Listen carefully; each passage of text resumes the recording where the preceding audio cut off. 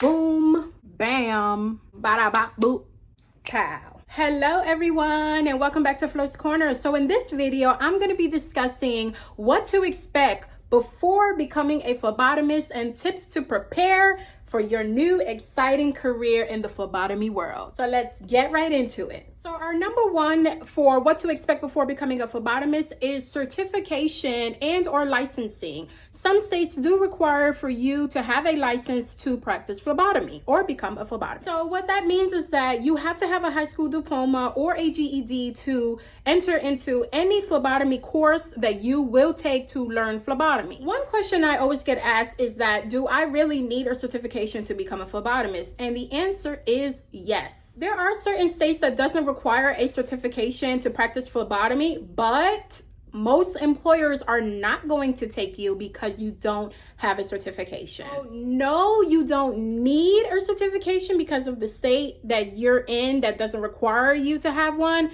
but to get a job, they're not going to take you because you don't have a certification. So it is up to you to balance that how you want, but I'm just saying as a phlebotomist for a couple of years now that it is just best to get your certification because it's really hard nowadays to find jobs of phlebotomy that takes you without some type of certification. So you may have to really dig deep if you don't want to get certified and try to find a place or an employer or something like that that can take you without one. But I always egg anybody who asks me that type of question is to get certified. It just makes it much easier. The tip I have is to really dig deep into your state's guidelines on phlebotomy, whether they need any type of certifications or licensing. Definitely look into that before you decide to jump on the phlebotomy train, because you don't want to go through all the courses and then you find it so hard to get your license or things like that you didn't know because you wasn't sure because of your state guidelines. So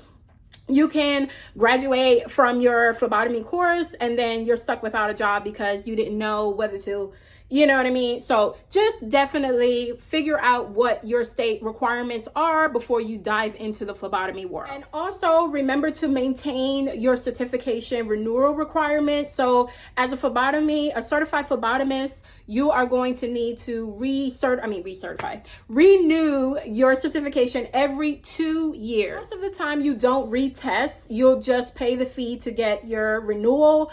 But I did believe I've heard that some people have to retest. I'm not really sure on that. I'm just going by what I've done. When I renewed my certification, all you have to do is just pay again to renew. Whichever site that you went on to get your certification, when you first got certified, you'll go on the same site. Most of the time they will let you know that you're coming up for renewal. So try to get that going so you don't have any lapse in the time of your certification. So number 2 on what to expect before becoming a phlebotomist is you're going to need to really know anatomy and physiology. So with phlebotomy and venipuncture and blood draws, however you want to call them, you are going to be warped around the vascular system. Some may also relate vascular system as the circulatory system. If you haven't taken science in your childhood years, then you would know about the systems of the body or how much in depth you went and however. But yes, we are going to be really focusing and circling around the vascular system when it comes to phlebotomy. In layman terms, the vascular system pretty much is just a network of how blood is transported throughout the body, normally with blood and lymph vessels. So in the phlebotomy aspect, we're going to be dealing with arteries, veins, and capillaries throughout the human body. So arteries carry blood away from the heart to the body. Veins carry blood from the body to the heart. And capillaries are just tiny, really small blood vessels that distribute oxygen-rich blood throughout the body. These are just some of the things that you're going to need in the scientific world when it comes to phlebotomy, because you're going to be doing venipunctures. As a phlebotomist also, we do capillary sticks. And in certain circumstances, you can draw from an artery, but that's way further into your phlebotomy career, that you're really not just going to come right out of school just drawing from artery. Probably something you have to be taught on a little bit more. So a great tip is to definitely brush up on your anatomy and physiology, really focus on the circulatory system. But this is really what you're going to be dealing with when it comes to venipunctures, when it comes to the phlebotomy world, the arteries, the veins, the capillaries. So I would definitely say brush up on that at least before you decide to become a phlebotomist. Number 3 on what to expect before becoming a phlebotomist is going to be handling bodily fluids. Now, obviously, anyone can say, well, duh, you're a phlebotomist. You're going to be dealing with blood. That's a bodily fluid. Yeah. Like I always try to educate everyone, we are just not vampires only. We do deal with a whole bunch of specimens out there, which is our bodily fluids. We deal with things that come out of the human body, like poop, urine, breath, tissue, sputum. If you haven't checked out my video on other non-blood specimens that we as phlebotomists collect, definitely give that a look. I'm going to post that down in the description box below, and I go in detail about all the other specimens besides blood that we phlebotomists do collect and handle. So before becoming a phlebotomist, you are going to be dealing with these not so pleasant fluids that comes from people that we will collect and or handle, either or. And it's never fun. So if you're one of those that have a weak stomach, then obviously I don't think this career is for you, because there's just some gross things out there that, no one really thinks that someday they're going to handle sometime, unless it's really part of your life and what you want to do. And there's nothing wrong with that. Like I said, I always say, well, there has to be someone to do it. Okay. So as a phlebotomist, yes, we do deal with these. It's not like it's personally us, making the patient poop, or here, let me hold the specimen cup and you can give me some of your urine. No, obviously these are things that normally most of the time they will do on their own. They just hand it over to you. It's not as gross as you think. Well, obviously if you was doing the urine and it decided to spill everywhere or however, and poop to put it from the specimen cup into the tubes that it needs to be, that can be a little smelly. It can be really kind of gross, but this is the badge of honor that we take as phlebotomists. Yes, we deal with some really not so pleasant specimens, but I love it because this is my job and someone has to do it, and I'm glad it's me. So that is another thing to expect. Honestly, you may go your whole phlebotomy career just dealing with blood. If you do, kudos to you, but like I said, certain places may have way more specimens to collect other than blood, especially when you're working in a hospital also as well. That may be a little different, or a certain clinic and however. So number 4 on what to expect before becoming a phlebotomist is following safety protocols. So as a phlebotomist, you will be handling biohazardous materials. It includes certain specimens. This includes needles. This includes, most of the time in your courses, you are going to be trained on how to handle biohazardous materials.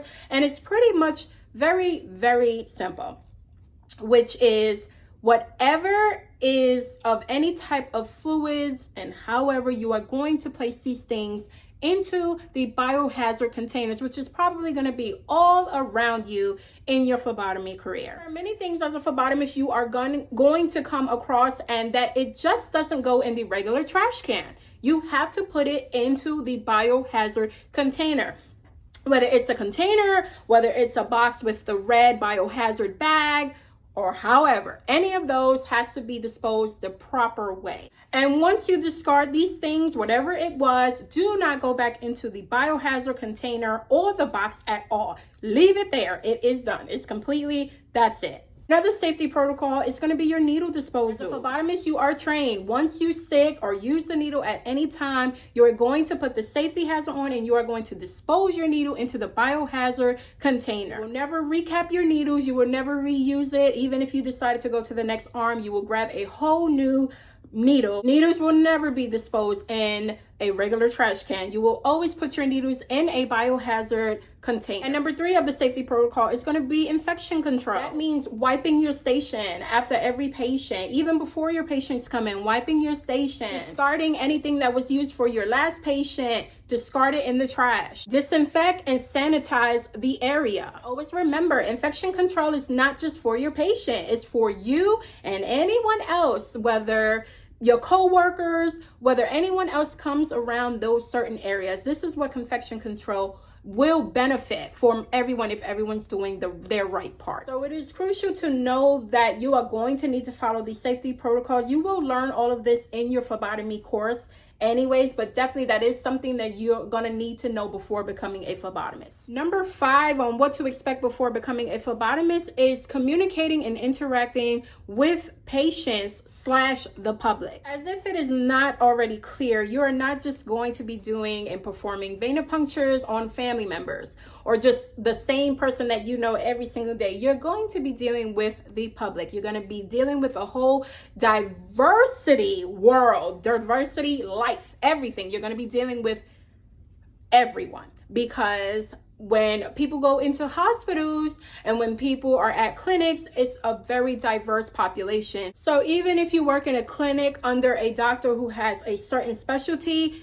he or she may have the same patients, but there also may have way more other patients that you're going to see on a regular basis. So as a phlebotomist and trying to go into the phlebotomy world, you have to know that honestly, this is more like a customer service job, because you are going to be dealing with people. So what that means is that dealing with a very diverse type of healthcare field, you are going to meet a lot of different personalities, different characters, different everything. You're going to deal with a whole bit of diversity as a phlebotomist or pretty much any healthcare job. So definitely be prepared for that. I'm going to cut that one short because I'm going to go into my number 6 on what to expect before becoming a phlebotomist, and that's going to be handling fears and anxiety of people or the public. So just beckoning on number 5 with communicating and interacting with patients / the public, you're going to be handling so much of different diversities, like I already said, and this comes with a whole new set of people having some type of fear and some that have anxiety, some who've never gotten their blood drawn, some who's had bad experiences in the past. This means that not everyone may be a pleasant patient. Some are might give you a hard time, which is normal. Obviously, if you deal with a whole different type of diversity of people, then everyone may not always be pleasant. So you always have to remember professionalism. Professionalism is always key in the phlebotomy world, definitely. What I have is to develop empathy, is to develop really good soft skills on how to really comfort people, how to break away their anxiety, kind of walk them through it, de-escalating the problem in some way. Some patients you have to walk through, you have to explain everything. I mean, like I said, sometimes you're just going to get the root of it because, you're walking in there and you're telling somebody that you're getting ready to take their blood. Obviously, everyone knows it's no way that we can just place our hand and just go into their skin and grab the blood like that, like without any pain or anything. So, we are never really always, especially for a fearful patient, that you're going to be looked at as the most beautiful face they wanted to see once you walked into the room. So always remember who you are. Like I said, try to develop these soft skills because you're going to need these in the phlebotomy world, because we are the people that come in and we know, they know once they hear the phlebotomist is coming in there, we got the things that they feel is going to hurt them, which obviously a needle is never fun. So yeah, it is a little bit painful on the pinch aspect of it, but that's just who we are. So you definitely will be handling a lot of fears and anxiety of the public. So here's just going to be a little of my honorable mentions. Another honorable mention would be like irregular hours. If you're working in the hospital, then most of the time you will have hospital type schedule, which can be 10 to 12 hours. I'm not really too sure if they do under 10 hours in the hospital. I know when I worked in the hospital, it was 10 hours. That is your choice. If you want to be a phlebotomist in the hospital setting, you will have way more patients there. So you definitely have to learn how to stay calm under pressure, because it is no joke working in the hospital and trying to get all of your morning labs, your morning routine labs, and then you have labs throughout the day, whether it's a cold blue, whether there's stats, it's, you know, it's a lot. So if you're working a 10-12 hour shift, then yeah, you may feel burned out, or however, just don't quote me. I just know by all the phlebotomists that I've met that worked in the hospital, we've worked these irregular hours like that, like way early in the morning or late at night, graveyard shift, or however you want to call that. So just expect that before becoming a phlebotomist. Clinic may not be so much, for the simple fact of, if it's a clinic, it's normally a personalized doctor, and most of the times, you know, whenever you hear a clinic, it's like a 8 to 4, maybe a 9 to 5. They may have clinics out there that, you know, may have a 24-hour or 12-hour shifts and things, but, you know, definitely check on what you're looking for. But in the hospital setting, I know that much about the irregular hours. Another honorable mention that I would say is to kind of get a little bit familiar with certain medications of your patient. So normally when I have my patients walk in the room, I always ask them, are you on any aspirin or blood thinners? These certain medications that certain patients are on will thin the blood out. As well, why as a phlebotomist do we need to know that? Okay, so when you are finishing up your patient with collecting all of the blood, we consider them a bleeder. A bleeder is just someone who, once you remove the tourniquet and you're applying pressure with the gauze pad, they'll still be bleeding. It's very common. So technically, really asking them those questions really help in how will you bandage your patient once you are finished with their blood draw, and what to look out for. Some just need a little bit more applied pressure on the site, which will be fine, or you can wrap them up with some cold bands so that it can stay on the arm a little bit longer than the tape and the gauze or a band-aid would. So this was just my little list on what to expect before becoming a phlebotomist. Obviously, there are way more out there, but I just wanted to focus on these in particular before becoming a phlebotomist. These are things that you're going to know. These are things that you're going to learn about. This is not a warning video. I just wanted to prepare you for what you should know to really have a successful phlebotomy career. One also big great tip that I have is to definitely stay confident when you become a phlebotomist, when you finally got your certification and you're about to start your new job. Stay confident in yourself. Never feel bad or down on yourself if you ever made a mistake or if you didn't know what to do in a certain situation. It is okay. You got this. Like I always say in all of my phlebotomy videos, never feel down on yourself. We all was a rookie once, you know. Phlebotomy is always about repetition. You're going to continue to stick so that you can grow and learn the ways that will work for you and have your successful blood draws down the line. But I hope this video was very helpful for you. Please like this video. If you have any questions or anything you would like to add to this list or any type of criticism, please write that down in the comment section down below. And I will see you all in my next video. Bye.